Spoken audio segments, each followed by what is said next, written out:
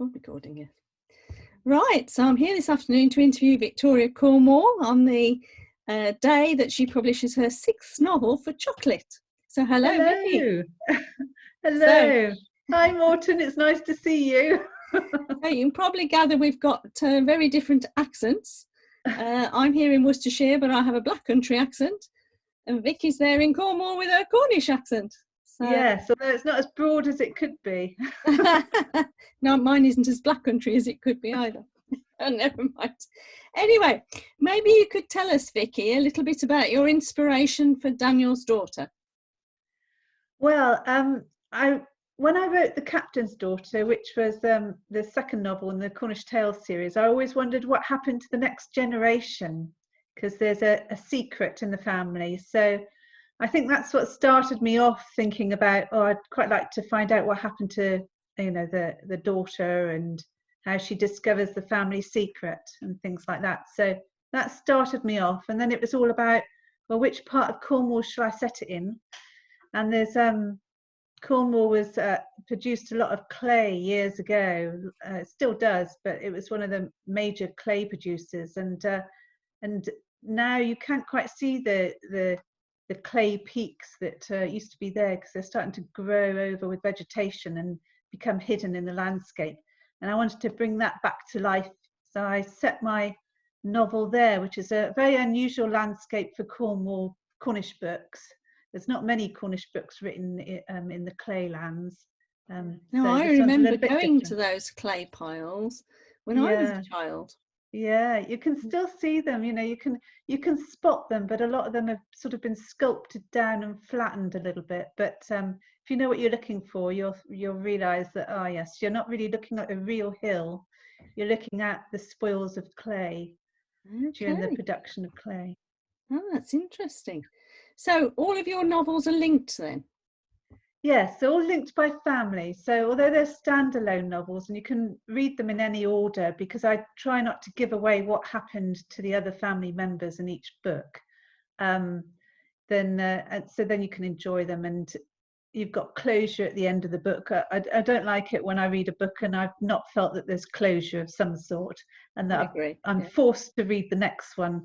So all of mine, you can read them all, whatever order you fancy. So if you fancy a bit of smuggling, you can read The Thief's Daughter. If you fancy a bit of class divide, you read The Captain's Daughter. If you fancy one of sort of hidden away in a valley somewhere, you can read Daughter River Valley. And if you want to find out about a story that's where truth can be, is it a good thing to tell the truth? Is it a good thing to hear the truth? Should you always tell the truth? Then Daniel's Daughter's for you, really. Hopefully. Well, I've read all of your novels, so I started your new one this morning. Oh, good. I hope you like it so far. I'm sure I will. I'm hooked already. So if I'm imagining this, your new book, which actor and actress would you have to play the main parts? Well, when I was writing it, or whenever I write any of my books, I usually have photos of the main characters, just because I might forget what the hair colour is halfway through when I come back to writing it and things. So I did wonder whether you'd ask me that question. So I did rummage around in my manuscript notes for the book, just in case, and I found the pictures. Oh, great. Okay. So this was the picture of the hero, Talek. So that's, we all know who that is, Richard Armitage. One of my favourites. And we'll all know who the heroine is. This is the picture I had up, because this is the first red-haired heroine I've written about. So Eleanor Thompson from Poldark made an ideal heroine. And then there's Amelia, which is the hero's sister. And that's the picture I had for her. I don't know who she is. I think she's a model. Okay.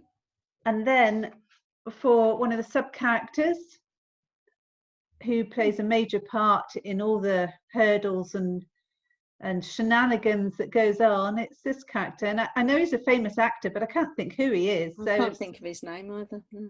I must look him up, but it was the looks and it was the look on his face that he was hiding something and he's up to something.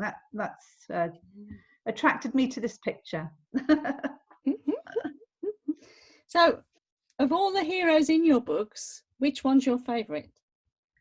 Well, I loved Daniel Kello because he was although it's the second book in the series, it was the first book I ever wrote. And he's brooding and he's sombre but God, he loves the heroine. So actually he makes an appearance in Daniel's Daughter again, because he is the father of this heroine, Grace. So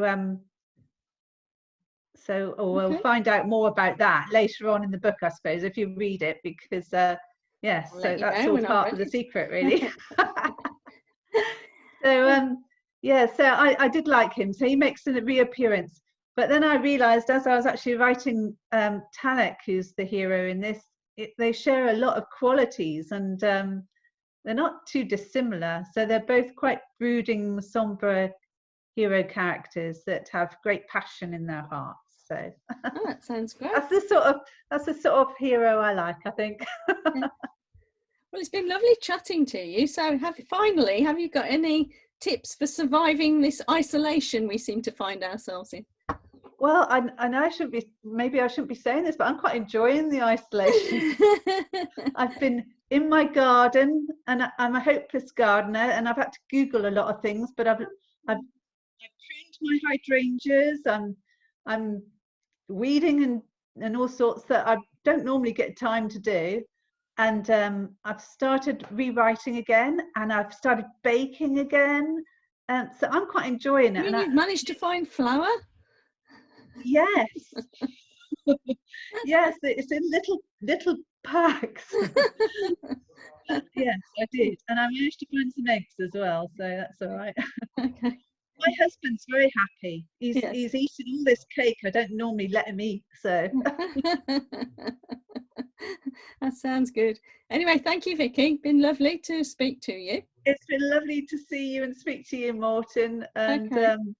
It's always nice to hear from you anyway. So it's a real pleasure. Thank you very much.